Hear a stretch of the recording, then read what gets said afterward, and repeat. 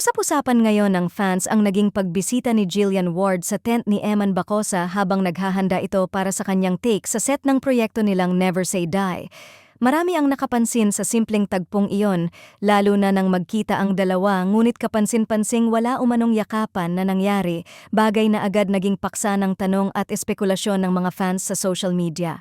Ayon sa ilang nakasaksi, masaya at maayos ang naging pagbati ni Jillian kay Eman nang pumasok siya sa tent nito. Ngunit nanatili raw na kalmado at propesyonal ang kanilang kilos.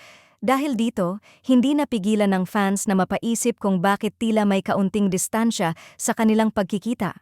Para sa ilan, maaaring sinasadya lamang ng dalawa na maging maingat at propesyonal, lalo na't ito ang kauna-unahang pagkakataon na magsasama sila sa isang proyekto.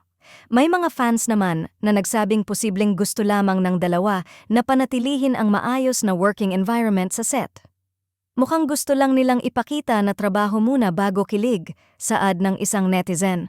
Gayunpaman, hindi pa rin napigilan ng maraming tagahanga na kiligin sa simpleng pagbisita ni Jillian, na para sa kanila ay patunay na suportado nito si Eman kahit abala ang bawat isa sa kani-kanilang eksena. Sa kabila ng mga tanong kung bakit walang yakapan na naganap, mas marami pa rin ang natuwa sa naturang tagpo. Para sa fans, ang mahalaga ay nagkaroon ng pagkakataon ang dalawa na magkausap at makita ang isa't isa sa set.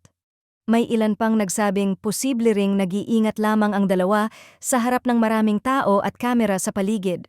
Samantala, lalo pang tumaas ang excitement ng fans para sa Never Say Die dahil umaasa silang magkakaroon ng mga eksena kung saan magsasama sina Jillian at Eman sa iisang frame. Marami ang nagsasabi na kung mabibigyan ng pagkakataon ang dalawa na magkaroon ng mas maraming scenes together, tiyak na mas lalong kikiligin ang kanilang supporters. Sa ngayon, nananatiling palaisipan sa ilang tagahanga kung bakit tila naging formal ang unang pagkikita nila sa tent. Ngunit para sa karamihan, mas mahalaga pa rin na makita ang dalawang iniidolo na nagtutulungan sa iisang proyekto.